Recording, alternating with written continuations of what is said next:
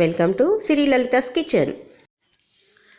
ఈరోజు స్పెషల్ బొంబాయి రవ్వ హల్వా. దీన్ని రవ్వ కేసరి అని కూడా అంటారు. ఇప్పుడు దీనికి కావలసిన పదార్థాలు: 1 కప్పు బొంబాయి రవ్వ, సమానంగా పంచదార తీసుకోవాలి. తర్వాత కిస్మిస్, కాజు, ఒక 4 నుంచి 5 స్పూన్ల నెయ్యి తీసుకోవాలి. ఇప్పుడు స్టవ్ ఆన్ చేసుకొని గిన్నె పెట్టుకొని ఏ కప్పుతో అయితే మనం రవ్వ తీసుకున్నామో అదే కప్పుతోటి 4 కప్పుల నీళ్ళని తీసుకోవాలి. వేరొక స్టవ్ మీద గిన్నె పెట్టుకొని దానిలో నెయ్యి వేసి ఈ డ్రై ఫ్రూట్స్ని దోరగా వేయించుకోవాలి. ఈ వేగిన డ్రై ఫ్రూట్స్ని వేరే గిన్నెలోకి తీసుకున్న తర్వాత అదే నేతిలో రవ్వ కూడా వేసుకొని దోరగా వేయించుకోవాలి. మామూలుగా బాగా వంట వచ్చిన వాళ్ళైతే ఈ రవ్వలోనే నీళ్ళని పోసేసి తిప్పుతారు. కానీ ఇప్పుడు నేను చూపించేది కొత్తగా నేర్చుకుంటున్న వాళ్ళ కోసమని నేను ఇప్పుడు చూపిస్తున్నాను. దోరగా వేగిన రవ్వని వేరొక గిన్నెలోకి తీసుకోవాలి. బాగా మరిగిన నీటిని ఈ గిన్నెలోకి మార్చుకోవాలి. ఇందులోనే కప్పు పంచదారని వేసి బాగా మరిగిన తర్వాత పోవాలి. ఈ నీళ్ళలోనే కొద్దిగా ఇలాచీ పొడిని కూడా కలుపుకోవాలి. ఇప్పుడు నీరు బాగా మరిగిన తర్వాత రవ్వని వేస్తూ కలుపుకోవాలి. ఇలా రవ్వను వేయడం వల్ల లంప్స్ రాకుండా కొత్తగా చేసేవాళ్ళు కూడా ఈజీగా చేయగలుగుతారు.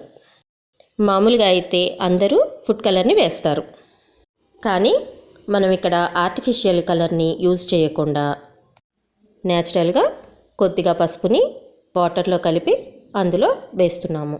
దీనివల్ల మంచి రంగు, అలాగే మన ఆరోగ్యానికి కూడా చాలా మంచిది. ఇప్పుడు ఒక ప్లేట్ తీసుకొని దానికి నెయ్యి రాసుకొని పక్కన పెట్టుకోవాలి. మామూలుగా ఈ రవ్వ కేసరిని పండగలప్పుడు ప్రసాదాలుగా మనం చేసుకుంటూ ఉంటాము.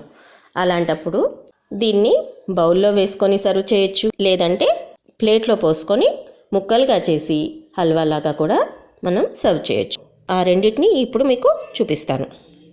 ఇప్పుడు ఒక బౌల్ తీసుకొని దానిలోకి మనం సర్వ్ చేసుకుందాం. చూసారా, పసుపు వేయడం వల్ల మనం రంగు వేయకపోయినా కూడా ఎంత అందంగా, ఎంత చక్కటి కలరు వచ్చింది. ఇప్పుడు ముక్కలుగా కట్ చేసుకోవడానికి మనం నెయ్యి రాసిన ప్లేట్లోకి తీసుకుందాము.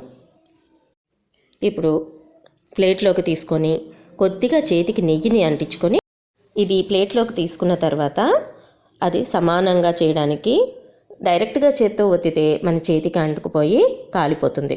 కాబట్టి కొద్దిగా చేతికి నేతిని రాసుకొని మెల్లగా దాన్ని ఒత్తుకోవాలి. తర్వాత కొద్దిగా ఆరిన తర్వాత మనం వాటిని ముక్కలుగా కట్ చేసుకొని డ్రై ఫ్రూట్స్ తోటి గార్నిష్ చేసుకోవచ్చు. ఈ వీడియో మీకు నచ్చితే లైక్ చేయండి. మీ అభిప్రాయాలని కామెంట్ సెక్షన్లో చెప్పండి. మరిన్ని ఈజీ అండ్ హెల్తీ వంటల కోసం మా ఛానల్ని సబ్స్క్రైబ్ చేసుకోండి.